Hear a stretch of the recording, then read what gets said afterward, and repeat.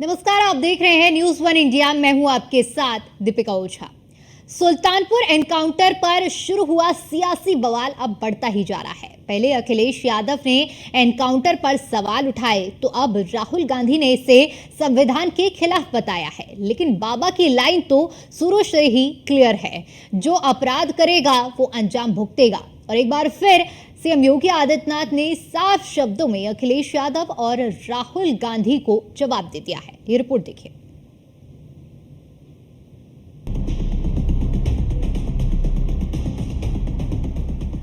Encounter पर सवाल, सियासी बवाल। पुलिस की गोली, जाति वाली बोली। योगी ने विपक्ष के एजेंडे की पोल खोली। दिन दहाड़े डकैती डालने वाले और 1 लाख की इनामी बदमाश का योगी की पुलिस ने खेल खत्म किया तो सियासी मीटर चालू हो गया। सियासी पारा इतना हाई हो गया कि एनकाउंटर के कई दिन बाद भी उबाल बढ़ता जा रहा है। अखिलेश यादव ने एनकाउंटर पर सवाल खड़े किए तो सांसद चंद्रशेखर आजाद ने भी सुर में सुर मिलाए। और अब कांग्रेस सांसद और लोकसभा में नेता प्रतिपक्ष राहुल गांधी ने सरकार पर संविधान की धज्जियां उड़ाने का आरोप लगाया तो योगी ने विपक्ष पर चुन चुन कर वार किया। आप देखते होंगे जब उनके किसी एक माफिया शागिर्द को, किसी डकैत को जो पुलिस मुठभेड़ में मारा जाता है, जब मारा जाता है तो इनकी दुखती हुई नस पर जैसे पुलिस ने उंगली रख दी हो तब ये चिल्लाने लगते हैं। और वह डकैत जैसे हथियारों का प्रदर्शन करते हुए डकैती डाल रहा है, वहां ग्राहक भी बैठे हैं। ग्राहकों को खड़ा करके एक तरफ करके अगर गोली मार देता तो क्या उनकी जान को ये समाजवादी पार्टी वापस कर पाती क्या? कर पाती क्या? और वो किसी भी जाति के हो सकते थे। ग्राहक वो यादव भी हो सकता था, दलित भी हो सकता था, किसी भी जाति का हो सकता था। डकैत हत्या करके भाग गया और पुलिस के पास सुराग नहीं मिलती तो यही लोग बोलते, देखिए साहब अराजकता है। और अगर पुलिस ने पकड़ लिया, कार्रवाई कर दी और फिर मुठभेड़ में, आपसी मुठभेड़ में डकैत मारा जा रहा है तो समाजवादी पार्टी को बुरा लग रहा है। कह रहे साहब ये नहीं होना चाहिए था। योगी ने तो साफ कर दिया कि अपराधी की कोई जाति नहीं होती, जो अपराध करेगा वो अंजाम भुगतेगा। हालांकि पुलिस की गोली पर विपक्ष की बोली एनकाउंटर पर सवाल खड़े कर रही है। राहुल गांधी ने इस एनकाउंटर पर सवाल खड़े करते हुए कहा, बीजेपी शासित राज्यों में कानून और संविधान की धज्जियां वही उड़ा रहे हैं जिन पर उनका पालन कराने की जिम्मेदारी है। सुल्तानपुर में हुए मंगेश यादव के एनकाउंटर ने एक बार फिर साबित कर दिया है कि बीजेपी रूल ऑफ लॉ पर विश्वास नहीं करती। मंगेश के परिवार के आंसू पूरे देश से सवाल पूछ रहे हैं। कौन जिएगा, कौन नहीं जिएगा, इसका फैसला अदालत करेगी या पुलिस। एसटीएफ जैसी प्रोफेशनल फोर्स को बीजेपी सरकार में आपराधिक गिरोह की तरह चलाया जा रहा है, जिस पर केंद्र सरकार की चुप्पी इस ठोको नीति पर उनकी स्पष्ट सहमति है। यूपी एसटीएफ के दर्जनों एनकाउंटर सवालों के घेरे में है। क्या आज तक उनमें से किसी भी अधिकारी पर कोई कार्रवाई हुई? आखिर कौन उन्हें बचा रहा है और क्यों? कैमरों के आगे संविधान को माथे से लगाना सिर्फ ढोंग है, जब आपकी सरकार ही उनकी खुलेआम धज्जियां उड़ा रही हो। उत्तर प्रदेश में हुए सभी संदिग्ध एनकाउंटर्स की निष्पक्ष जांच कर इंसाफ किया जाना चाहिए। वर्दी पर लगी खून की छींटें साफ होनी चाहिए। योगी आदित्यनाथ ने न केवल समाजवादी पार्टी को बल्कि कांग्रेस को भी आड़े हाथों लिया। योगी ने कहा कि इसी उत्तर प्रदेश में हर जिले में समाजवादी पार्टी और कांग्रेस के नेतृत्व में पलने वाले माफियाओं की सरकारें चलती थी, लेकिन अब माफिया एक एक करके गायब हो गए।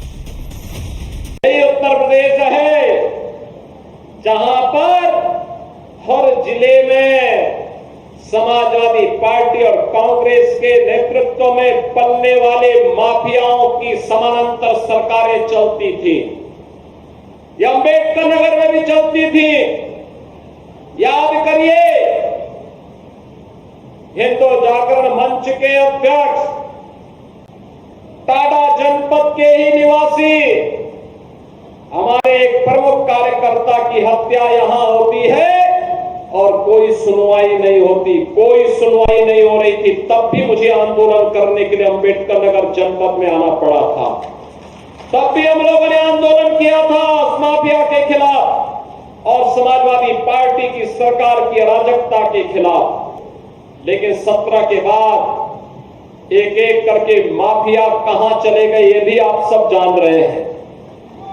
माफियाओं की छुट्टी हो गई, माफिया मुक्त उत्तर प्रदेश हो गया। जो लोग पर्व और त्योहार में विघ्न बाधा डालते थे, विघ्न बाधा समाप्त हुई। अब पर्व और त्योहार शांतिपूर्ण तरीके से मनाए जा रहे हैं। बेटी और व्यापारी की सुरक्षा पर जो खतरा पैदा करते थे वे सभी गायब हो गए और जो बचे हैं वे भी अपनी अंतिम यात्रा की तैयारी कर रहे होंगे। अखिलेश यादव ने भी सुल्तानपुर एनकाउंटर को लेकर यूपी सरकार पर तीखी टिप्पणी की थी। उन्होंने कहा था कि लूटकांड के अन्य आरोपियों के तो पैर में गोली मारी गई, लेकिन मंगेश यादव की पुलिस से मुठभेड़ हुई तो उसकी जान ले ली गई। अखिलेश ने आरोप लगाया कि जाति देखकर जान ली गई है। सपा मुखिया ने एक्स पर पोस्ट में लिखा, लगता है सुल्तानपुर की डकैती में शामिल लोगों से सत्ता पक्ष का गहरा संपर्क था, इसलिए तो नकली एनकाउंटर से पहले मुख्य आरोपी से संपर्क साधकर सरेंडर करा दिया गया और अन्य सपक्षीय लोगों के पैरों पर सिर्फ दिखावटी गोली मारी गई और जात देकर जान ले ली गई। पूरा मामला क्या है? 28 अगस्त को 2 करोड़ की डकैती हुई थी। सुल्तानपुर के भरत ज्वेलर्स में डकैती हुई थी। इस घटना का मुख्य आरोपी मंगेश यादव था। मंगेश यादव पर 1 लाख का इनाम घोषित किया गया था। 6 सितंबर को एसटीएफ के साथ मुठभेड़ में मंगेश यादव मारा गया। हालांकि इस एनकाउंटर के बाद से ही सियासत गर्म है। जिस तरह एनकाउंटर पर सपा सवाल उठा रही है, उसे लेकर सियासी पारा बढ़ा हुआ है, क्योंकि यूपी में 10 सीटों पर उपचुनाव होने वाले हैं। माना जा रहा है कि सपा इस मुद्दे को जातिगत आधार पर भुनाना चाहती है,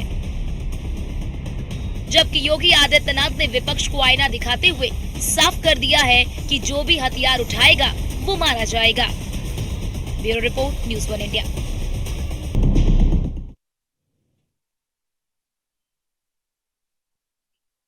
इस वक्त एनकाउंटर को लेकर सियासी घमासान पूरे उत्तर प्रदेश में देखने को मिल रहा है। एक तरफ जहां पर एनकाउंटर किया गया है उसे फेक बताया जा रहा है विपक्षी दलों की ओर से और तमाम तरह की बयानबाजी हो रही है। जहां एक तरफ सपा मुखिया अखिलेश यादव इस कार्रवाई को दिखावटी कार्रवाई बता रहे हैं, तो वहीं दूसरी ओर राहुल गांधी का भी इस एनकाउंटर को लेकर अब प्रतिक्रिया सामने आई है, जहां पर उन्होंने एसटीएफ को भी कहा है कि इसे आपराधिक गिरोह की तरह बीजेपी चला रही है। और चलिए इसी मुद्दे पर चर्चा करेंगे। चर्चा करने के लिए हमारे साथ मेहमानों का एक खास पैनल जुड़ा हुआ है, जिनसे मैं आपका परिचय करा देती हूं। अशोक यादव जी हमारे साथ जुड़े हुए हैं, नेता हैं समाजवादी पार्टी से। रत्नेश मिश्रा जी हमारे साथ जुड़े हुए हैं, नेता हैं भारतीय जनता पार्टी से। वर्षा शाही हमारे साथ लखनऊ से जुड़े हुए हैं। सबसे पहले अपडेट ले लेते हैं वर्षा शाही से। वर्षा, सुल्तानपुर में जो डकैती होती है इसके बाद पुलिस एक्टिव होती है, एनकाउंटर होता है, लेकिन एनकाउंटर के बाद से पूरा सियासी पटकथा शुरू होती है, जहां पर वार पलट पार का दौर होता है। एक तरफ सपा मुखिया आरोप लगाते हैं, बीते दिन हमने देखा कि राहुल गांधी ने भी किस तरह से निशाना साधा है, तो दूसरी तरफ सीएम योगी आदित्यनाथ भी इसका पलटवार कर रहे हैं। अब देखिए, बिल्कुल जिस तरह से सुल्तानपुर में डकैती की बड़ी घटना होती है, उसके बाद डकैत को पकड़ा जाता है और इनकाउंटर हो जाता है। इनकाउंटर में मरने वाला मंगेश यादव, और यादव होने की वजह से पहली राजनीति शुरू होती है अखिलेश यादव की तरफ से। उन्होंने ट्वीट करके कहा कि आखिर जाति के हिसाब से किस तरह इनकाउंटर किया गया, मुख्य आरोपी को पकड़ लिया गया, सरेंडर करवा दिया, उस मंगेश यादव की हत्या कर दी गई। उसके बाद दूसरा ट्वीट आता है राहुल गांधी का। कांग्रेस के राहुल गांधी ने जिस तरह से ट्वीट किया, उसमें एक चीज साफ कही कि बीजेपी की केंद्र शासित जितनी भी जगह है वहां पर क्यों कानून को हाथ में लिया जा रहा है, रूल्स ऑफ लॉ बीजेपी को नहीं पता। उसके साथ ही साथ अब लगातार जिस तरह से इस सुल्तानपुर की घटना पर प्रतिक्रिया लगातार आने लगी थी, उसमें मुख्यमंत्री योगी आदित्यनाथ ने जिस तरह से सपा मुखिया और अखिलेश यादव से लेकर के राहुल गांधी को जवाब देते हुए कटहरी विधानसभा में कहा कि इससे पहले 2017 में जब सपा की सरकार थी तो बेटी और बेटियां सुरक्षित नहीं थी, बल्कि लूट होती थी और आपराधिक इतिहास रहे हैं। लेकिन जिस तरह से बीजेपी का शासन 2017 में आया उसके बाद बेटियां चूंकि देखिए जिस तरह से निशाना बिल्कुल वर्षा, देखिए जिस तरह से निशाना साधा जा रहा था, अब उस पर प्रतिक्रिया सीएम योगी आदित्यनाथ की भी सामने आई है। रुक करना चाहूंगी रत्नेश जी का। रत्नेश जी, चूंकि एनकाउंटर पर लगातार अब ये मुद्दा बढ़ता जा रहा है, लगातार इस पर प्रतिक्रियाएं सामने आ रही हैं, जहां सपा मुखिया अखिलेश यादव की ओर से कहा गया कि जाति देखकर एनकाउंटर हुआ है, गोली उनके पैरों में मारी गई है जो बाकी सहयोगी थे, लेकिन मुख्य आरोपी मंगेश यादव की बात करें तो मंगेश यादव की जाति देखकर उसे मार दिया गया। तो दूसरी तरफ राहुल गांधी कह रहे हैं कि सरकारी जितनी भी संस्थाएं हैं, केंद्रीय संस्थाओं का गलत रूल ऑफ लॉ बीजेपी को नहीं पता है, कह रहे हैं कि एसटीएफ को आपराधिक गिरोह बना लिया है। क्या कहेंगे अब इन आरोपों पर?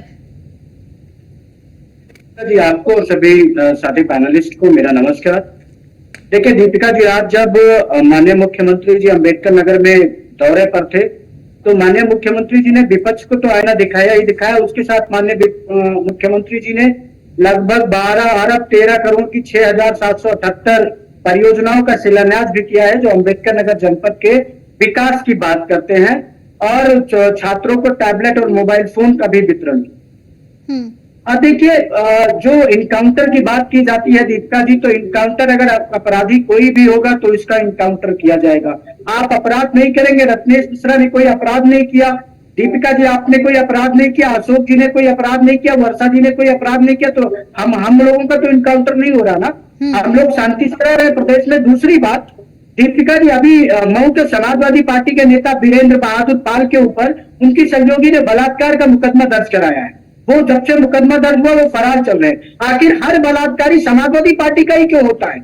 चाहे वो वीरेंद्र बहादुर पाल हो, चाहे वो नवाब सिंह यादव हो, चाहे वो मोहित खान हो, चाहे वो राशिद खान हो, चाहे वो सलमान खान हो, हर बलात्कारी का संबंध समाजवादी पार्टी से क्यों निकलता है? इस पर समाजवादी पार्टी के नेता नहीं बोलते, क्योंकि समाजवादी पार्टी ने कभी विकास और कभी राष्ट्रहित की राजनीति की ही नहीं। उनकी राजनीति ही चलती थी जात पर, और दो लोग भी तो घायल हुए हैं। और अगर अखिलेश यादव जी ने इस बात का जवाब नहीं दिया कि अगर वो क्या कहते हैं बदमाश या तो मंगेश यादव था, वो कोई देवता नहीं था, वो अपराधी था, उसके ऊपर अलग अलग थानों में मुकदमे दर्ज थे, और अगर वो गोली चला देता और पुलिस वाले मर जाते तो अखिलेश यादव जी कहते कि पुलिस सुरक्षित नहीं है। अरे भाई, आखिर कहना क्या चाहते हो? दूसरी बात अब मैं कहता हूँ, जो राहुल गांधी जी ने आखिर ये मुद्दा उठा ही कैसे कि जाति देखकर आप लोग जो पुलिस है वो एनकाउंटर कर रही है? देखिए दीपिका जी, विकास दुबे ने उत्तर प्रदेश की कानून व्यवस्था को चुनौती तो उसका एनकाउंटर हुआ, अपराधी था, तब भी ये कहे कि जाति देखकर की जाती है। अरे भाई, अपराधी का कोई जाति धर्म नहीं होता। और अखिलेश यादव जी की मैं कह रहा हूं कि शुरू से जातिगत राजनीति करते रहे, परिवारवादी राजनीति करते रहे, अपराधियों को संरक्षण देते रहे, चाहे वो इलाहाबाद में अतीक अहमद हो, चाहे वो मऊ और जौनपुर के इलाकों में चाहे वो मुख्तार अंसारी हो, चाहे आप अन्य जिलों में चले जाइए तो यादव माफिया हो। तो जब अगर आप अपराध करेंगे तो आपको कानूनी दंड के तहत दंडित किया जाएगा। और ये बहुत अच्छी बात है कि अपराधियों में भय पैदा किया जा रहा है। मैकियावेली ने द प्रिंस पे लिखा है, peace and law and order established by the fear is always permanent. मुझे लगता है कि राहुल गांधी जी को और अखिलेश यादव को उन्हें भी पढ़ना चाहिए। दूसरी तो राहुल गांधी जी ने कही कि उत्तर प्रदेश में रूल ऑफ लॉ नहीं है। पहली बात तो राहुल गांधी जी को ही रूल ऑफ लॉ नहीं पता है। रूल ऑफ लॉ का मतलब ये नहीं होता कि आपकी पार्टी की सत्ता और आपकी पार्टी के नेता की बेटी को घोटियों में काट के फेंक दिया जाए और आपकी पार्टी का मुख्यमंत्री एफआईआर न दर्ज कराए। रूल ऑफ लॉ का मतलब ये नहीं होता कि आप प्रदेश की जनता को भुखमरी के कगार पे ले आए। रूल ऑफ लॉ का मतलब ये नहीं होता कि आप परिवार के लोगों को और क्या कहते हैं अपने हित बंधों को लगातार फायदा पहुंचाते रहे। रूल ऑफ लॉ का मतलब ये नहीं होता है कि या तो मम्मी अध्यक्ष बनेंगी या तो पापा अध्यक्ष बनेंगे या तो बेटा अध्यक्ष बनेगा। लेकिन अब ये सवाल उठाना जायज नहीं है, क्योंकि अध्यक्ष तो देखिए मल्लिकार्जुन खड़गे हैं, वो तो सब देख रहे हैं। बहन महामंत्री बनेगी। चलिए ठीक है रत्नेश जी, मैं आऊंगी आपके पास क्योंकि हमारे साथ अशोक जी भी जुड़े हुए हैं। अशोक जी, क्या किसी अपराधी की कोई जाति होती है? आप लोग मानते हैं कि अपराधी भी किसी जाति का होना और होगा, यानी आप समझिए कि किसी के घर में अगर डकैती की है, किसी बेटे के साथ दुष्कर्म किया है, तो वहां जाति ज्यादा हावी होनी चाहिए कि अपराधी को सजा मिलनी ज्यादा जरूरी है? मुझे लगता है दीपिका जी, ये सवाल योगी सरकार को या एसटीएफ से पूछने की जरूरत है, क्योंकि अगर जाति देख के अपराधियों को बाइफर्केशन नहीं होता तो जो मुख्य आरोपी था विपिन सिंह, वो आराम से जो है हाजिर करवा दिया जाता है। 2 और अपराधी थे उसमें, एक का नाम था सचिन सिंह, एक का नाम पुष्पेंद्र सिंह, जिनके पैरों में तथाकथित गोली बताई जाती। कुछ लोग कहते हैं कि पुलिस ने पेचकस मार के उनको घायल किया था। तो अगर जाति देख करके एसटीएफ इस तरह कार्रवाई करेगी, योगी सरकार इस तरह कार्रवाई करेगी, एक जो मंगेश के नाम के आगे यादव लिखा था इसलिए उसके छाती पे गोली लगती है, बाकी सचिन के नाम के आगे, पुष्पेंद्र के नाम के आगे और विपिन के नाम के आगे टाइटल था सिंह, इसलिए उन दोनों लोगों के पैर में गोली लगी या पेचकस लगा हो तो जांच के विषय है। और विपिन जो है आराम से कोर्ट में हाजिर हो जाता है। और उसके बाद भी अगर एसटीएफ से इतनी दोस्ती उसको थी जातिवाद को लेकर, बिरादरी के नाते, तो कम से कम जो व्यापारी का लूटा गया धन उसको तो वापस करवा देते, और उसकी रिकवरी भी नहीं हो पाई, 10% हुआ। देखिए, जो इसके मूल में जाने की जरूरत है, चाहे झांसी के पुष्पेंद्र यादव की हत्या करती है योगी पुलिस, चाहे नोएडा में जिम ट्रेनर जो लड़का था उसकी हत्या होती है योगी पुलिस के द्वारा, ये टारगेट किलिंग है। और टारगेट किलिंग के आप अगर बैकग्राउंड में जाएंगी तो जब से योगी सरकार का गठन हुआ दीपिका जी 2017 से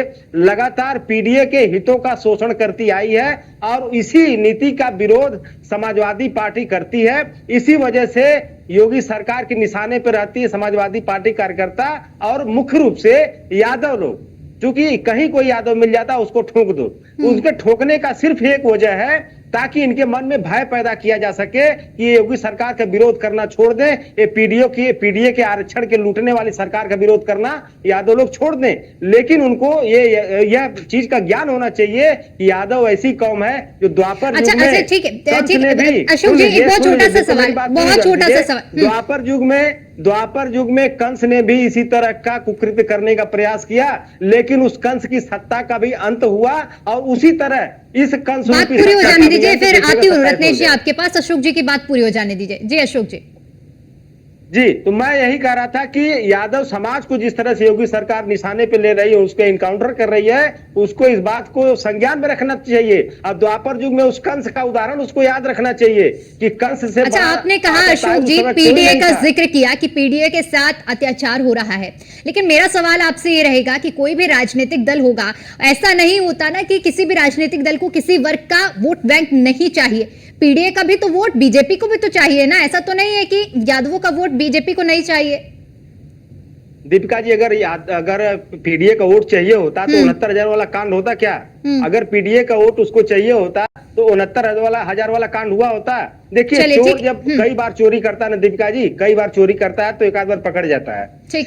तो योगी सरकार लगातार वाइस चांसलरों की नियुक्तियों में पीडीए के लोगों को नहीं भर्ती की, असिस्टेंट प्रोफेसरों की नियुक्तियों में पीडीए के लोगों को भर्ती नहीं की। आप देख लीजिए जिले वाइज उठा के, डीएम हो, एसपी हो या सीएमओ हो, देख लीजिए किस बिरादरी के लोग बैठे हुए हैं, कितना पीडीए का रिप्रेजेंटेशन उसमें है। तो अब इसको ये सब चीजें तो उनको जो पीडीए के लोग चुनाव में नजर आते हैं, चुनाव में पिछड़े दलित को लोग हिंदू बना देते हैं, चुनाव बीतता है तो उनको फिर से। लेकिन आप भूल रहे होंगे कि एक राज्य के मुख्यमंत्री यादव ही है, मध्य प्रदेश के मुख्यमंत्री यादव ही है।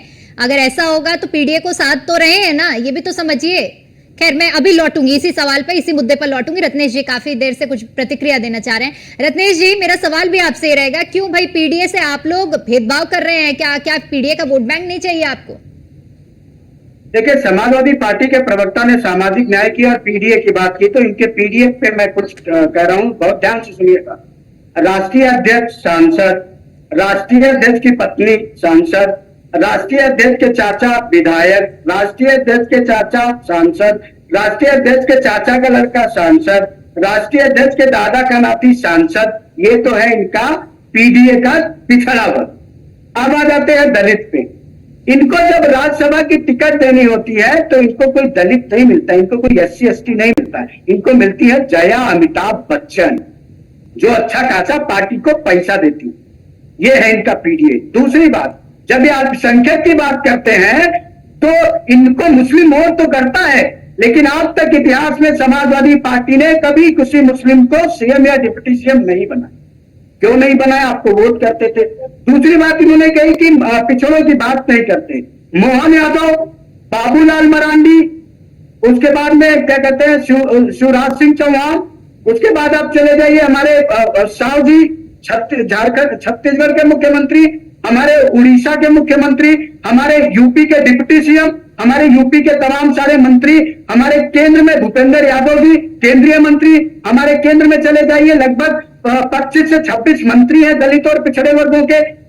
इनकी जो सरकारें होती थी केवल वोट लिया जाता था। हमने उनको पॉलिटिकल रिप्रेजेंटेशन दिया है, हमने उनको राजनीतिक प्रतिनिधित्व दिया है। ये केवल संविधान को लहराते हैं और हम संविधान को पढ़कर संविधान के अनुसार सरकार चलाते हैं। इनकी पीड़ा केवल इसी बात की है कि इनकी जो जातिगत और राजनीति थी जो परिवारवादी दीपिका जी, उस पर समाजवादी पार्टी की, उस पर योगी आदित्यनाथ जी ने कानून की ऐसी चोट कर दी है कि उससे ये जातिवादी लोग, परिवारवादी लोग बिलबिला उठे हैं। उनको समझ में नहीं आ रहा है कि इनकी सरकारों में जो माननीय योगी आदित्यनाथ जी के सरकार में जो संविधान और कानून में जनता का विश्वास पैदा हुआ, जो समाजवादी पार्टी और कांग्रेस पार्टी की सरकारों में खत्म हो गया था, और हमारे माननीय मुख्यमंत्री जी की सरकार का केवल एकमात्र लक्ष्य है दीपिका जी, प्रदेश की जनता को खुशहाल बनाना, सुरक्षा देना और मजबूत करना।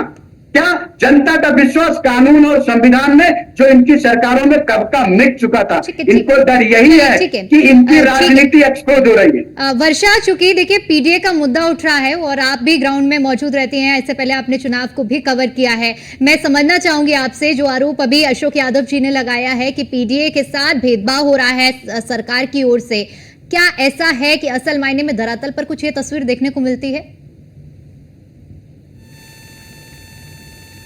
देखिए, जिस तरह से अखिलेश यादव से लेकर चाहे समाजवादी पार्टी के कार्यकर्ता ये पीडीए का एक बड़ा नारा देते हैं, लेकिन पीडीए का वोट बैंक, जिस तरह से पीडीए के वोट बैंक को साधा जाता है, चाहे 69,000 शिक्षक भर्ती का मामला अभी कहा गया, उससे पहले या और अन्य शिक्षक भर्तियों को लेकर जिस तरह से दावे किए जा रहे हैं, वो साफ तौर पर देखा जा रहा है कि पीडीए के वोट बैंक को ही टारगेट किया जा रहा है। चाहे आने वाले उपचुनाव देखिए, जिस तरह से ये मुद्दे उठ रहे हैं, सुल्तानपुर का जो मुद्दा उठ रहा है उसमें साफ हो रहा है कि आने वाले उपचुनाव में ये मुद्दा बहुत ही तेजी से आगे आने वाला है। और मुद्दा इस बात से आने वाला है क्योंकि पीडीए वोट बैंक के लोगों को साधा जा रहा है, जिसकी वजह से ये सारी चीजें हो रही है। पीडीए के लोगों को सपा के प्रवक्ता ने भी कहा कि पीडीए के वोट बैंक के लोगों को ही टारगेट किया जा रहा है, पीडीए के वोट बैंक को ही सताया जा रहा है मुख्यमंत्री की तरफ से। लेकिन जिस तरह से सुल्तानपुर की घटना हुई और मंगेश यादव को गोली लगती है, इसमें आपराधिक इतिहास नहीं देखा जा रहा है बल्कि जात देखी जा रही है। इससे पहले भी कई इनकाउंटर हो जिसको लेकर केवल जातिवाद किएगा, तो ये पीडीए का वोट बैंक साधने का एक तरीका है जिसमें जाति को आगे बढ़ाया जाता है और जाति को आगे बढ़ाकर ये नहीं देखा जाता कि आखिर उसका आपराधिक इतिहास क्या है, लेकिन पूरा मुद्दा उठाया जाएगा जाति को लेकर और जाति को आगे बढ़ाते हुए ये पूरा खेल खेलते हुए ये पूरे चुनाव की एक रणनीति आई जाती है और चुनाव की रणनीति में रखा जाता है धरातल पर कि आपको दबाया जा रहा, अल्पसंख्यक को दबाया जा रहा, पीडीए में शामिल सभी वर्गों को दबाया जा रहा है, तो लोगों को भ्रमित भी किया जाता है एक तरफ से। उसके आपराधिक इतिहास में कभी नहीं बताया जाता कि आखिर इस व्यक्ति ने कितना इतिहास रहा है। चलिए ठीक है वर्षा, आपको रोकना चाहूंगी। और अशोक जी, चूंकि आपने पीडीए का भेदभाव का मुद्दा उठाया था, ऐसे में रत्नेश जी ने अपनी बारी में वो तमाम ऐसे नामों का जिक्र किया और गिनवाया कि भारतीय जनता पार्टी में उन सभी को बड़े ओहदे पर बैठाया गया है और किसी भी तरह का कोई भेदभाव नहीं है। आखिरी 30 सेकंड है, मैं चाहूंगी अपनी बात आप 30 सेकंड में रखें। देखिए, वो जो नाम गिनवा रहे थे उसमें एक नाम मैं भी शायद भूल गए हूँ, राष्ट्रपति जी का नाम वो भूल गए थे, महामहिम राष्ट्रपति जी का, जिनको भाजपा बड़ा ढिढोरा पीटती कि हमने आदिवासी समाज से राष्ट्रपति बनाया। लेकिन उन्हीं महामहिम राष्ट्रपति का बताइए राम मंदिर में वो आने दिया गया। आज देश की सर्वोच्च कुर्सी में बैठी महामहिम, लेकिन उनको न तो राम मंदिर में आने दिया जाता है, न तो पार्लियामेंट में आने दिया जाता है, वहां पे कौन आएगा? मोदी जी। और ढिढोरा पीटेंगे एक महामहिम को हमने आदिवासी समाज से बना दिया। देखिए ये क्या करते हैं, पुतला बनाते हैं, पुतला बना स्टेचू बना बना के एक फला जात का स्टेचू बना दिया, खड़ा कर दिया, एक इस जात का स्टेचू बना खड़ा कर दिया, लेकिन उससे उस जात का कोई भला नहीं होने वाला, सिर्फ और सिर्फ शोषण के अलावा। रत्नेश जी, क्या ढिंढोरा बस पीटा जाता है और जातियों का भला नहीं हो रहा है? क्या आरोप है ये?